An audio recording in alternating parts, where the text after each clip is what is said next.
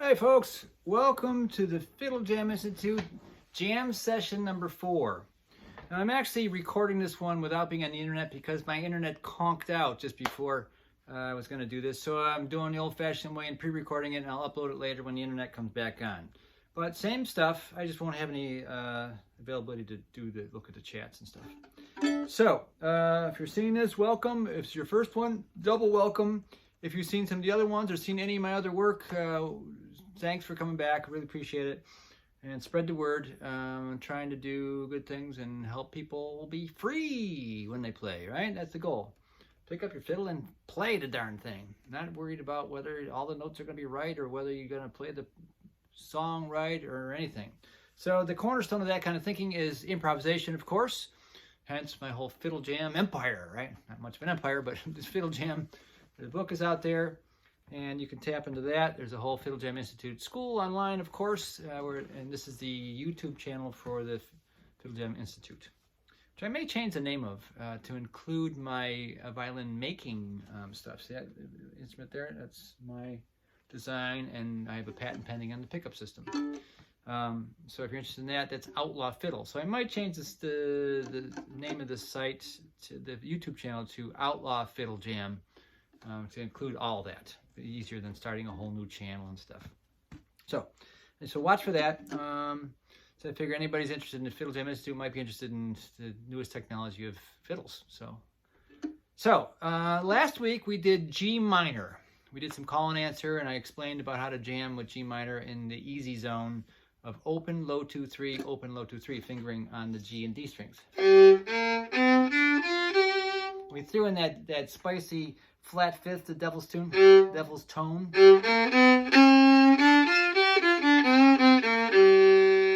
Now, just so happens that every minor key, which we've talked a little bit about, also has a major key cousin, or vice versa.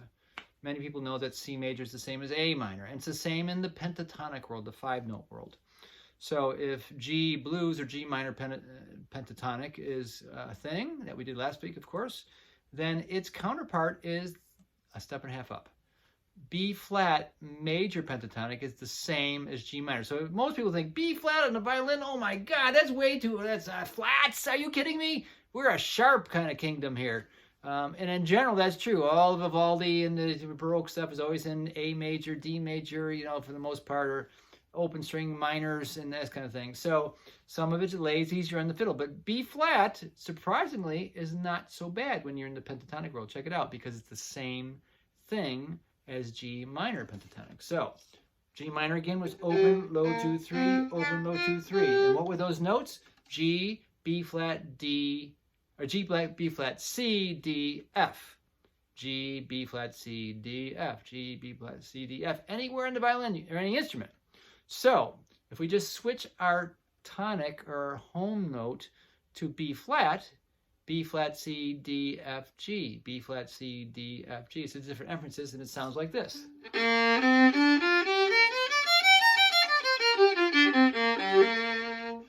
All right, now, not so hard if you got G minor, B flat.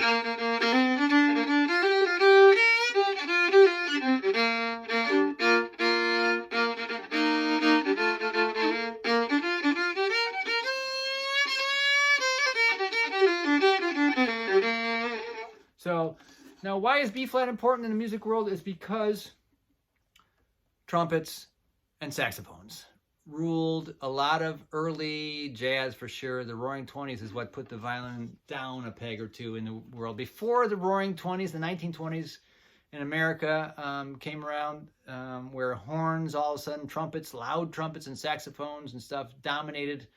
The violin was kind of knocked out of business, because before that, the violin was like the king of instruments. It's most expressive and all stuff, but before things got loud, we just got drowned out. Now we have electric violins.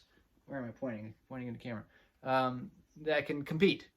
But either way, the keys that horn players are comfortable with are often flat keys. Why? This is a weird thing. I don't want to go into too much detail, but historically, somehow, if you tell a trumpet player to play what they learned to be their C, it comes out as our B flat.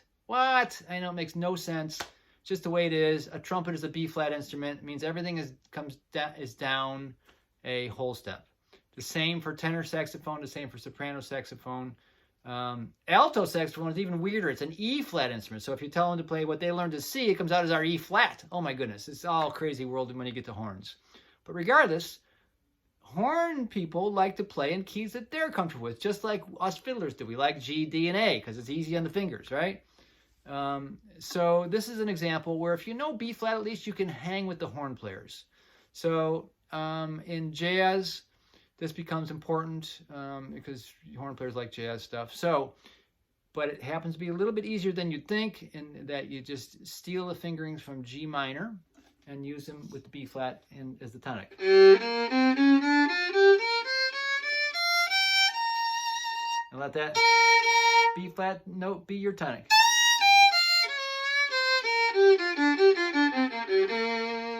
So the bottom strings are the easiest part. So let's do a little call and answer. If you have your fiddle, you can try it with me. I'll play, you're probably getting used to this. I'll play a measure, you play it back. We're starting with B flat, the low 2 and the G string. You.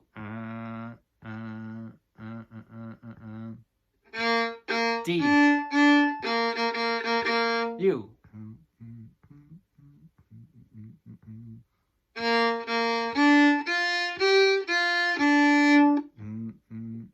F, G, F, D.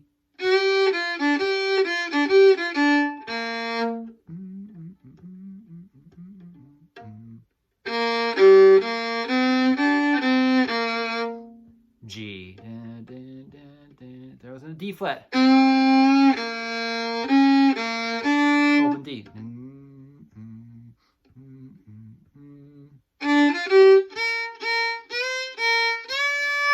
Do your best.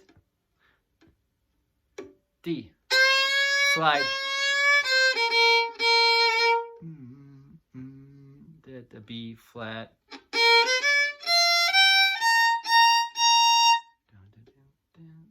Low 4.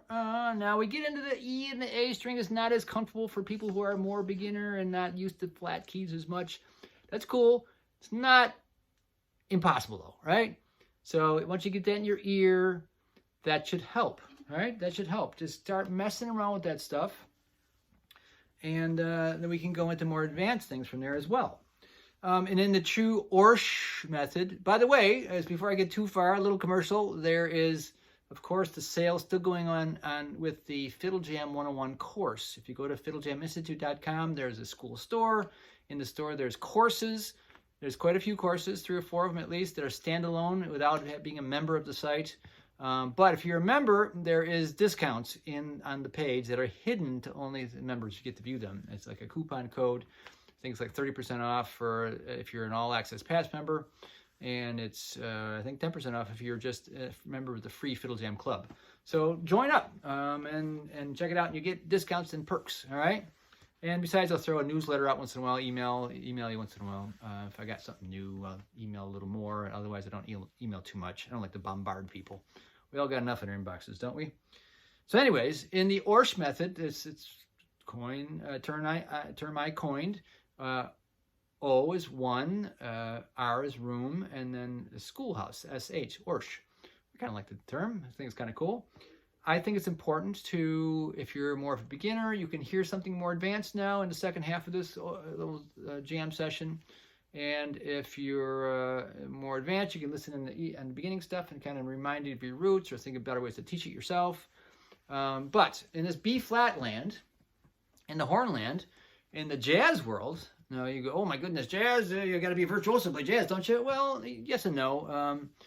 And of course, no, you don't have to be a virtuoso to play anything you enjoy. But there's something called rhythm changes. Now, if you're a beginner, you can phase out if you want at this point, or if you want to listen in, maybe you'll learn something. And we use the B flat. Now, I'm going to grab a guitar. I also play guitar. And I'm going to play rhythm changes. Now, this came historically from the bebop era, and they were so rebellious after World War II. They just didn't want to do with anything. You know, the world had gone to crap, and they were just going to play music and jam. And often they wouldn't even pick a song. They just use those chords from that song, that hit song, I Got Rhythm. I got rhythm, I got music, I got you, who could ask for anything more? It was a hit song. They wouldn't even bother to play the melody. They just start blowing solos crazy over it.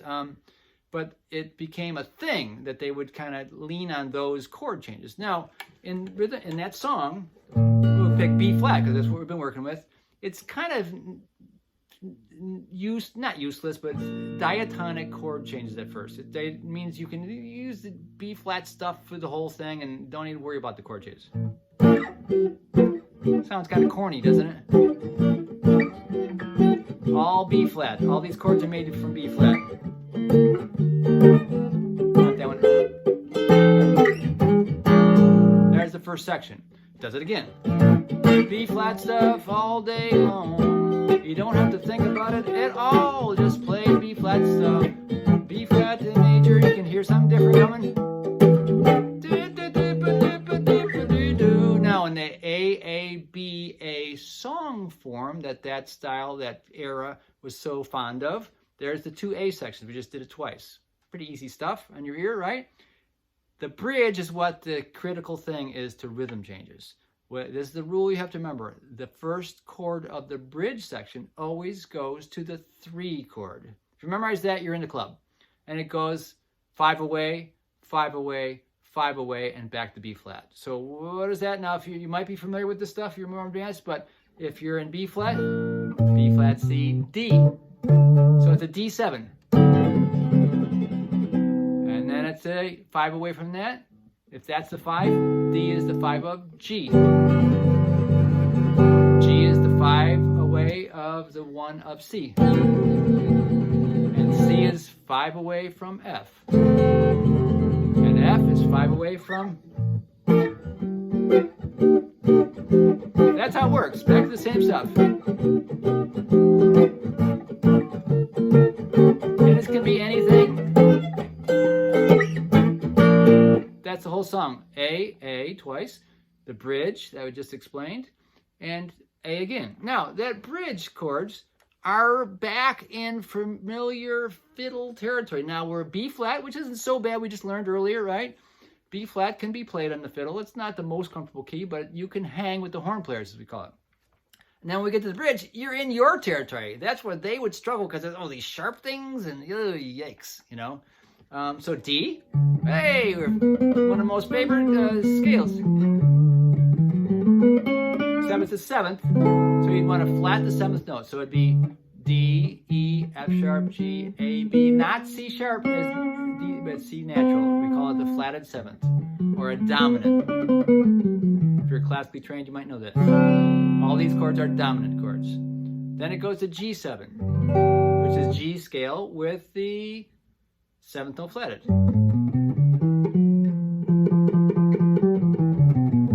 Officially, that makes it Mixolydian mode. You don't have to know about modes. Just take the 7th note and lower it half step. Then it goes C. Now C, not as a favorite key. Again, with a B flat in there. We've done B flats in this previous A section. And then F. Again, not as favorite, but not so bad. With the flatted 7th, E flat.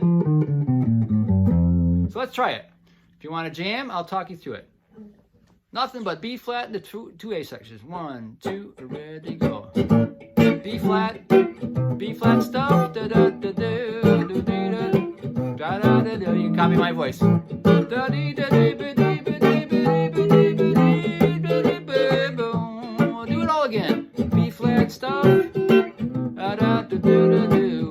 B flat stuff. Oh yeah, more of it. And then we're coming to the end of the section. Can you hear it?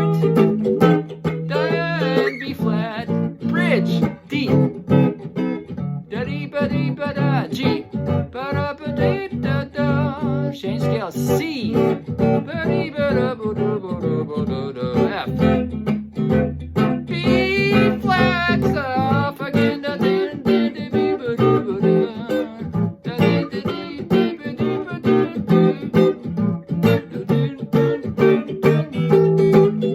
It's the end of the form. B flat stuff.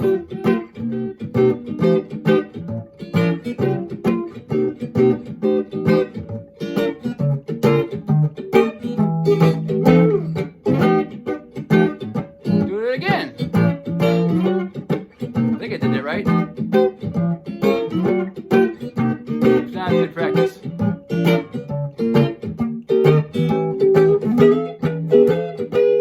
There comes a bridge.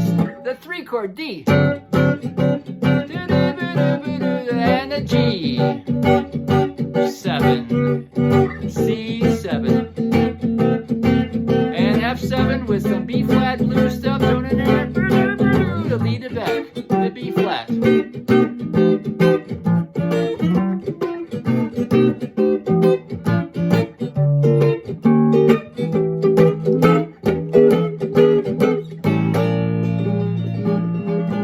How'd it go? You can roll it back and try it again if you want. And you can hang with the horn players. All right, now let me pick up my fiddle for a second, and I won't bore you to death.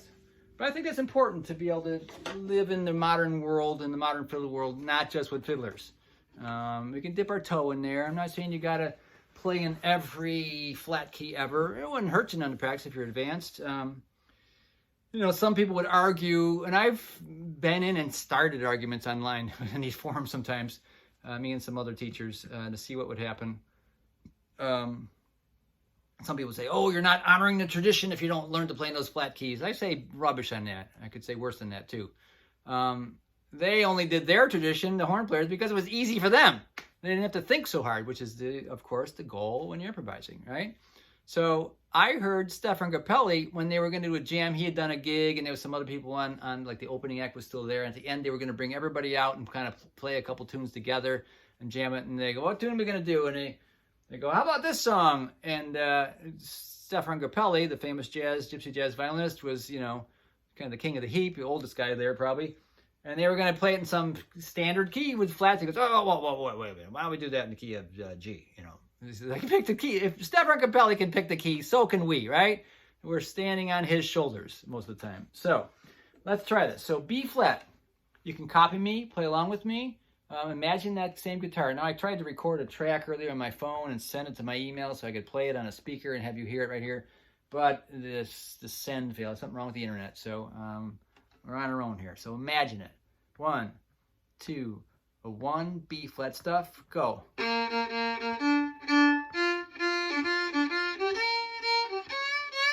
Play extra simple.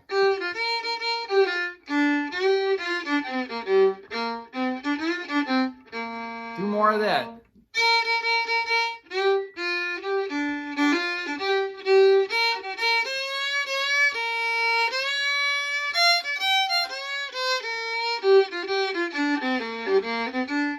D. G. C. F. B flat.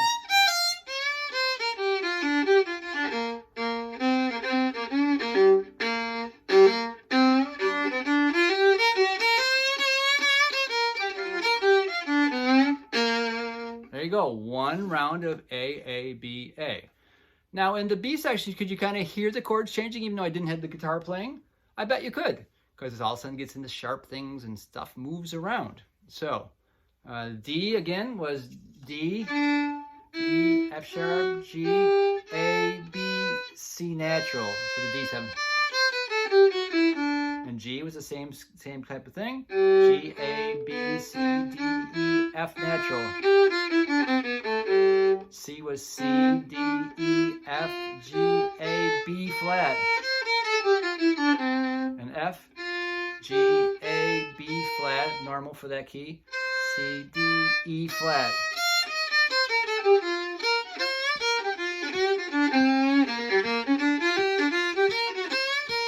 Back to B flat stuff. So mess around with the B flat. Mess around with those five chords, a string of 5 ones. So 5 chord, if you know theory a little bit, the dominant chord is the strongest second last chord you can have in music. It always wants to lead back to 1. We know this in Vivaldi, we know this in Mozart, we know it in Brahms, we know in the style of heavy metal, 5 chord leads to 1, right? But in the popular styles in the 1930s and 40s in American songbook stuff, they string those together a lot of times, and rhythm changes was no different. D chord, D down 5 to G, G down 5 to C, C down 5 to F. There's F down 5 to B flat. It's a string of 5 ones. It's like falling down a set of stairs, isn't it, musically? You can hear where it's going. All right, with that, I hope you enjoy, and if you have any questions, you can feel free to reach out to me. I'm trying to do these weekly as long as the internet behaves here. Sometimes it conks out. These are technical things. I'll post this later tonight as soon as the internet's back on. And I try to have them tie in 2 weeks before, so this is the 4th session, and they should be on a playlist on YouTube. And again, come to the site. Check out the Fiddle Jam book. Not only can you purchase the books online, I'm out of stock at the physical book. Hal Leonard Corporation, it's out all over the world. You can get them on Amazon, and there's sellers that have that book. Or you can get the e-book version from me that has extra jam tracks, extra jam long tracks without me and just the band and different things. And if you want to take it even further, you could do the Fiddle Jam 101 course, which is for sale, deep discount, on the internet, on the website rather, fiddlejaminstitute.com, and the school store under courses, Fiddle Jam 101. So if you want to go beyond the book, it's a great way. There's tracks that weren't on the book in there and new jams and stuff like that. A little more explanation, a little more call and answer like we're doing here, a little more of the chaos here, just going nuts for a second and getting it all worked out, and then we do some call and answer, then you try the track, and then you listen to me jam and try and copy me, and then you do it yourself. Put you through all the paces. So if you're looking to get your feet wet in improvisation, Fiddle Jam Institute is a great way to do it. I think it's the cornerstone of being free. All right? Freedom, musical freedom is, I think, priceless. I was trained classically, and it was only on the page and out. If you didn't play the right thing from the page, you were wrong. And I think that's the fastest way to neurotic playing, and it doesn't reach as deep. Even if you get really good at it, really comfortable with it, it doesn't reach as deep. I've had even one of my own teachers, Charlie Haupt, who was the concertmaster of the Buffalo Philharmonic for years. He came out to one of my jazz fusion gigs a number of years later, maybe about 10 years after I studied with him, and he goes, "Man, I want to be hip like you. I want to be hip like you guys. How do I do that?" And he was clueless about how to jam. He had spent his whole career just reading off the page and doing it very well, but he missed some of the joy factor of just being creative. So I think that a well-balanced musical education should include not learn to play the right stuff, the Vivaldi and all these things, learn to play with good technique and in tune and, with relaxed technique and that kind of thing. It should also include the recognition of your own self-right to be creative, to play it like you hear it in your head. And if that means outright taking solos like jazz guys or myself, and just improvising, that's one thing. Or if it means just practicing that, even if you don't do it in public, makes you more aware of how you're hearing it in your own head and heart, that you even play your classical pieces with more authority, I find, in my students. So it's a good thing to do. I highly recommend it, and you can delve into it with the jam world. So I'll see you around. See you then.